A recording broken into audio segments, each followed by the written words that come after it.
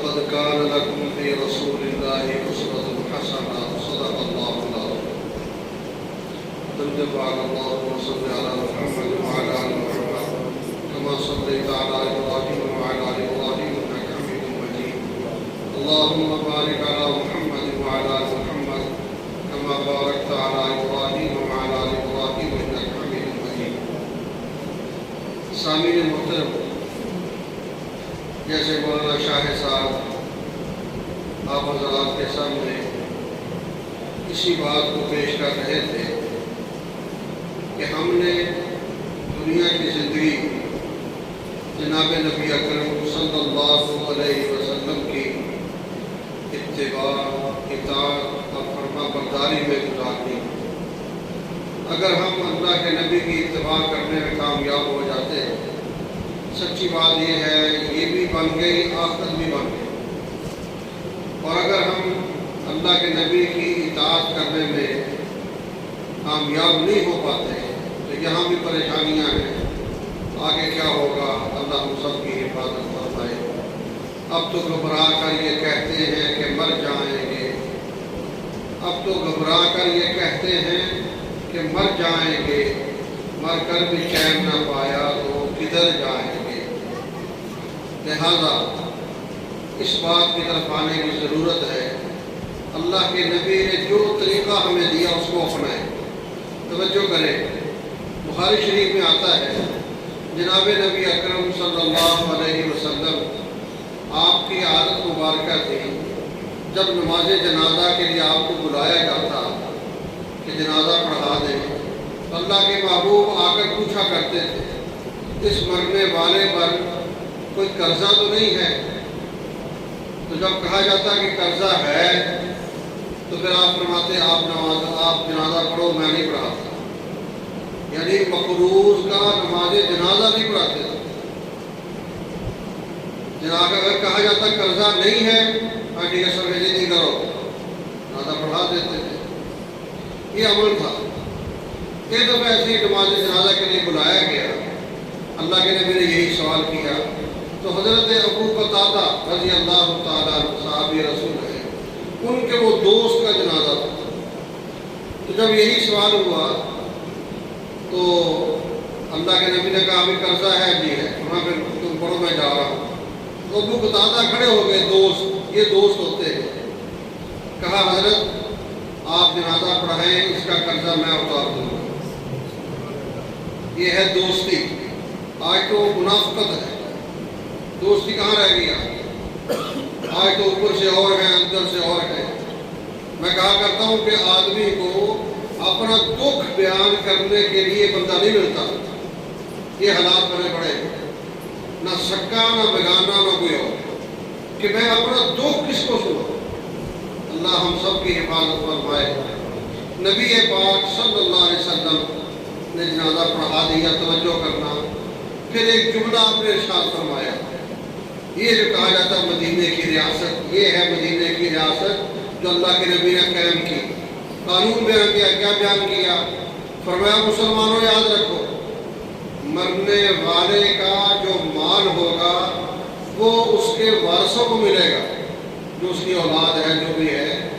مرنے والے کا جو مال ہوگا اس کے وارثوں کو ملے گا. اگر آئندہ کوئی آدمی فوت ہوا اور اس پہ قرضہ ہوا تو آج کے بعد وہ قرضہ محمد الرسول اللہ صلی اللہ علیہ وسلم میں ادا کیا کروں.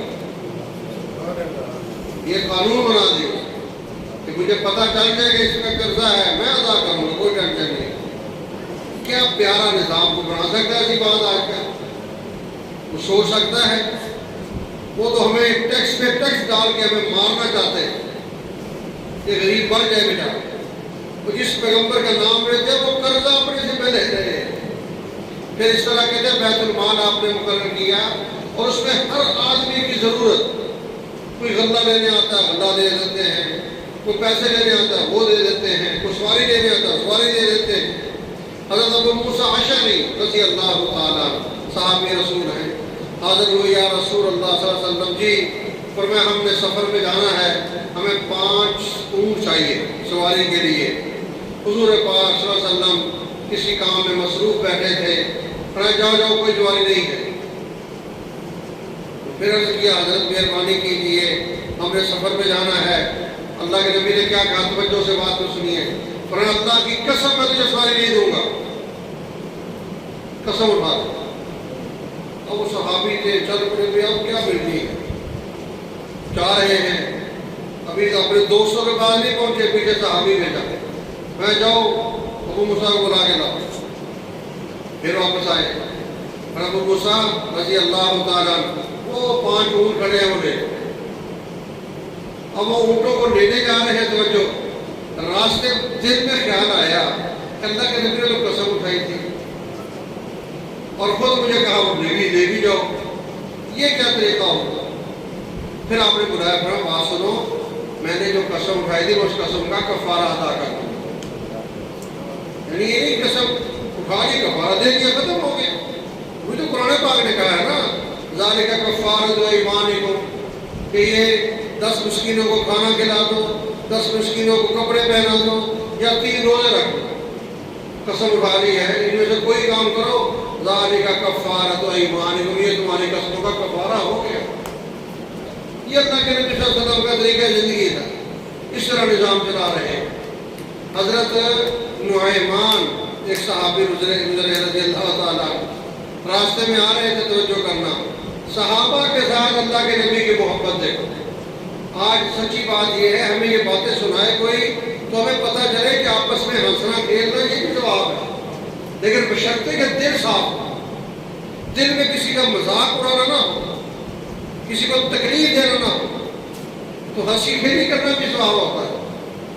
نعیمان بدری صحابی کہتے ہیں، میں مسجد نبی شریف میں آ رہا تھا، راستے میں بندہ انگور بیچ رہا تھا، مجھے انگور پسند آ گئے، توجہ، میں نے وہاں سے کلو انگور لے لیے اور دل میں سوچا وہاں جاتا ہوں، اللہ کے نبی بیٹھے ہوں گے تو کچھ ترتیب بنا لیں گے کھانے پینے کی۔ اس کو یہ کہا، اس آدمی کو جو بیچ رہا تھا، کہ اگر میں تھوڑی دیر تک نہ آیا پیسے دینے پہ تو خود آ جائے وہاں۔ سوچا یہ تھا کہ اللہ کے نبی ہوئے تو ٹھیک ہے، نہ ہوئے تو واپس آ جاؤں گا، پیسے دوں گا اس کو، یا انگور واپس کر دوں گا، یعنی بے تکلفی دیکھو۔ آئے انگور لے کر، اللہ کے نبی بیٹھے ہیں، صحابہ بیٹھے ہیں، یا رسول اللہ صلی اللہ علیہ وسلم انگور کھائیں گے؟ ہمیں کیوں نہیں، لاؤ، دو کے لے ایسا میں لوگ کھاؤ حضرت، اللہ کے نبی کھا رہے ہیں، صحابہ بھی کھا رہے ہیں۔ اس نے دیکھا 10 منٹ آدھا گھنٹہ گزرا، یار کوئی نہیں آئے، وہ پیچھے آ گئے دکاندار، آ کہتے ہیں ابو ہاں بھائی نعیمان جی وہ انگوروں کے پیسے، اللہ کے نبی کو دیکھا تو پیسے دیے نہیں آپ نے؟ آپ تو میرے پیسے دے نہیں، تو پھر میں آپ دے دیں، میں تو آپ نے کھائے ہیں۔ اللہ کے نبی نے کہا دے شاباش، اسی ٹائم اللہ کے نبی نے خود پیسے دے دیے۔ یعنی صحابہ کے دیکھو انداز کیا تھا، اللہ کے نبی صلی اللہ علیہ وسلم خوش ہوئے جب فرمایا حضرت مجھے پتا تھا کہ آپ نے انگور پسند، آپ کھائیں گے تو ہم بھی کھا لیں گے آپ کے صدقے سے، اور پیسے بھی ادا ہو جائیں گے، یہ بھی ثواب ہے۔ لیکن کب ہوگا؟ جب ہم سب کے دل صاف ہوں، پھر ہم اس طرح جب گپ شپ لگائیں گے تو خوشی ہوگی، چلے یار میں دے دیتا ہوں کیا ہے، اور اگر ہم کہہ جائے پھر مسئلہ خراب ہو جائے گا۔ عمر فاروق رضی اللہ تعالیٰ، توجہ کریں، رات کا وقت ہے، پہلے اپنا چکر لگا رہے ہیں، گشت کر رہے ہیں، ایک گھر سے آواز آ رہی ہے، مشہور واقعہ سنا ہوگا آپ نے، آواز آ رہی ہے بچے کے رونے کی، ماں چپ کرا رہی ہے بچے کو، بار بار رو رہا بچہ، مسئلہ کیا ہے؟ خیر صبح کہتے ہیں کہ اس گھر سے میں رابطہ کیا، پہلے میں گھر آئے، راشن وہاں پہنچایا اسی گھر میں، صبح رابطہ کیا، مسئلہ کیا تھا پتہ کرو۔ اس عورت نے یہ نہیں بتایا کہ میں عمر ہوں، یہ میرے ساتھ میرا غلام ہے نا، کیا مسئلہ کیا ہے؟ اس عورت نے کہا بات اصل یہ ہے، جو وقت کے خلیفہ ہے نا عمر رضی اللہ تعالیٰ، انہوں نے یہ اعلان کیا ہوا ہے جب بچہ 2 سال کا ہو جائے گا پھر ہم اس بچے کا وظیفہ شروع کریں گے۔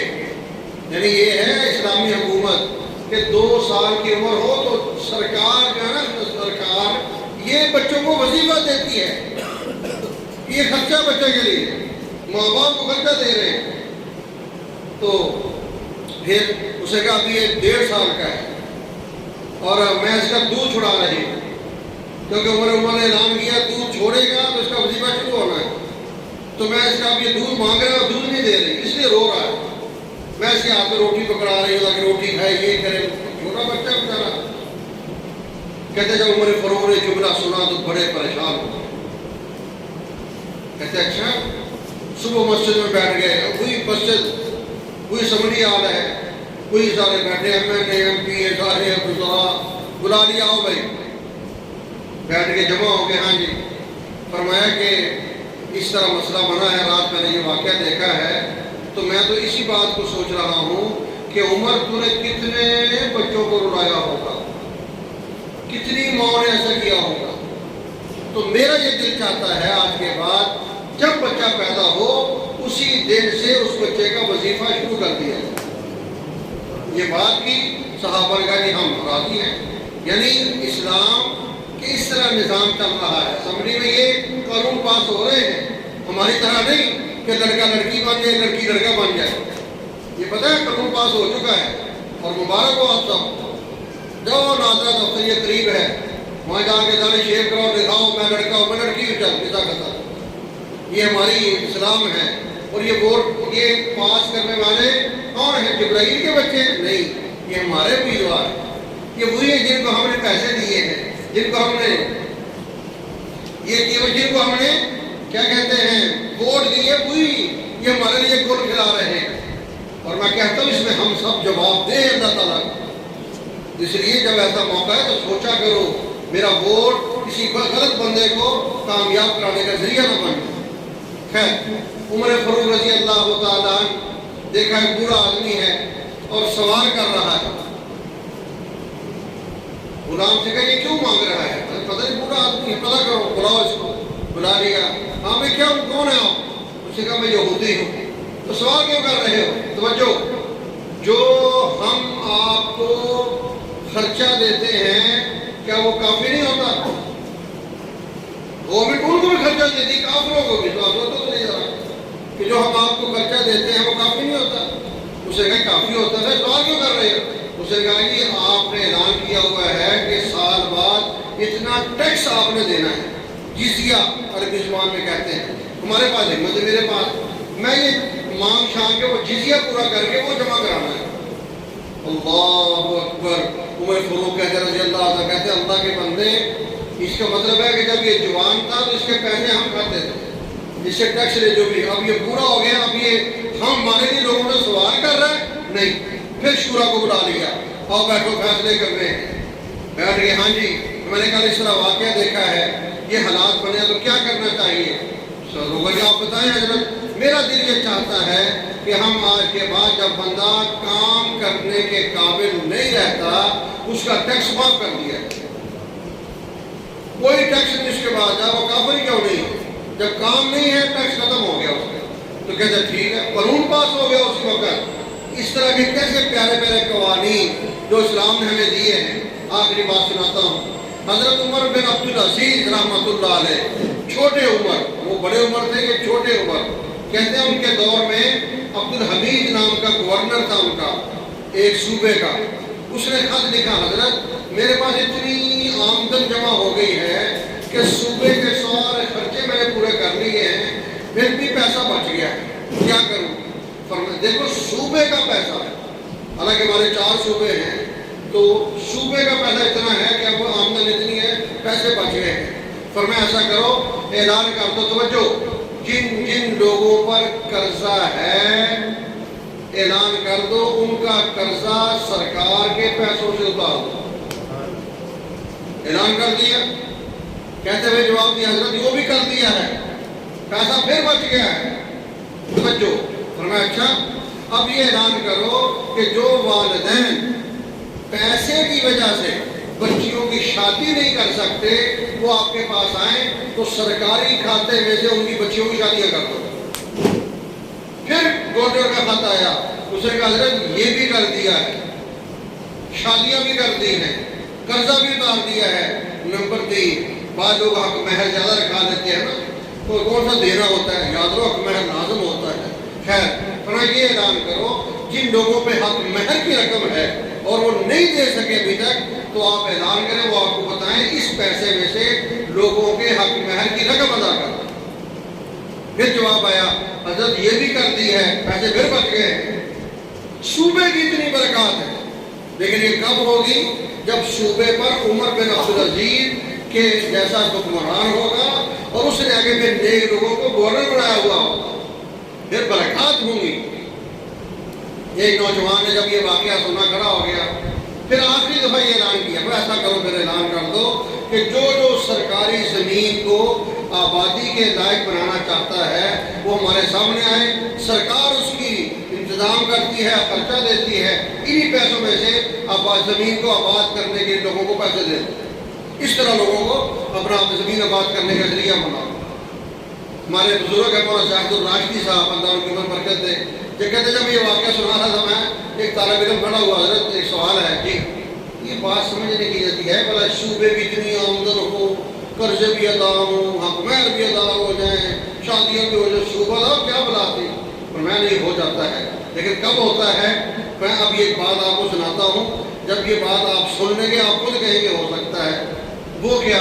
عمر بن عبدالعزیز رحمۃ اللہ علیہ گھر آئے، گھر ان کی بیوی فاطمہ ہے، فرمایا کہ آج نا عمر کو خود کہا فاطمہ انگور کھانے کو دل کر رہا ہے۔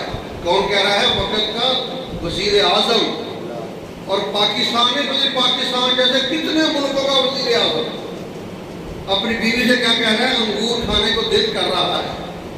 اسے کھا لو، میں پیسے نہیں ہیں، تیرے پاس ہے گھر میں کہ 2 روپے دو، مجھے 2 درہم۔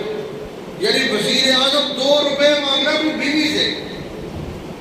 اس نے آگے کہا آپ وزیر اعظم آپ لے لیں، میرے پاس تو ہے نہیں، میں کہاں سے لوں؟ جب یہ بات نہیں میں اس طرح کا جب وزیر اعظم ہوگا نا کہ جو سرکاری ایک پیسہ بھی تنخواہ کے علاوہ اپنے اوپر حرام سمجھے گا، پھر اللہ اس کے ملک میں برکتیں عطا کرے گا انشاءاللہ۔ یہ نہیں کہ جب ثواب دیدی فنڈ جیسے آج ہم استعمال کر رہا تھا، نہیں، وہ کہتا نہیں میری تنخواہ ہے بس اور کچھ نہیں میں نے استعمال کرنا، پھر اللہ پاک اس طرح کی برکتیں دیتا ہے۔ خیر ساتھیوں گزارش یہ ہے نبی پاک صلی اللہ علیہ وسلم اور 20 عمر کا پورا طریق بھری پڑی ہے، سیرت ہمارے سامنے ہے۔ کوشش یہ کریں اپنے آپ سے کسی کو تکلیف نہ کریں۔ ایک آخری بات سناؤں، جب بندہ فوت ہو جاتا ہے نا، فوت مرنے کے بعد اللہ فرشتوں کو بھیجتا ہے کہ جاؤ جا کے اس کے رشتہ داروں کو، دوست احباب کو، گلی محلے والوں کو، برادری والوں کو سن گیا وہ کیا کہہ رہے ہیں۔ فرشتے آتے ہیں، بندہ فوت ہو گیا ہے، وہ سنتے ہیں، برادری والے کیا کہتے ہیں؟ یار بہت اچھا آدمی تھا، رشتہ دار کیا کہتے ہیں؟ بہت اچھا آدمی تھا، فلاں کیا کہتے ہیں؟ بہت اچھا آدمی تھا، سارے اچھا کہتے ہیں۔ فرشتے جاتے ہیں اللہ کے پاس، یا اللہ سارے اچھا کہہ رہے ہیں۔ اللہ کہتا ہے مجھے پتا ہے وہ کیسا تھا، لیکن جب لوگ اس کو اچھا کہہ رہے ہیں، لوگ اسے اچھے ہونے کی گواہی دے رہے ہیں، تم گواہ ہو جاؤ، میں اس کے ساتھ اچھوں والا ہی معاملہ کر دیتا ہوں۔ اور اس کے لیے خرچہ نہیں چاہیے، اس کے لیے ایک ہی بات ہے، صرف اس کو صاف کرو، دل صاف ہو، محبت سے پیار سے رہے آپس میں، کسی کا کچھ کر سکتے ہیں ٹھیک ہے، نہیں کر سکتے کسی کو نقصان نہ پہنچائے۔ اللہ ہم سب کو آپس میں صحیح معنوں میں اتفاق اتحاد میں رہنے کی توفیق عطا فرمائے۔ باہر دسترخوان لگ گیا ہے، آپ کے اللہ نے چاولوں کا بھی انتظام کر دیا، بریانی کا، مٹھائی کا بھی انتظام کر دیا، بوتلوں کا بھی انتظام کر دیا۔ سبحان اللہ تو کہو، سبحان اللہ۔ تقریر پہ تو سبحان اللہ کہا، اس کو تو سبحان اللہ کہنا چاہیے نا۔ الحمدللہ رب العالمین والصلاۃ والسلام علی سید المرسلین۔ ربنا آتنا فی الدنیا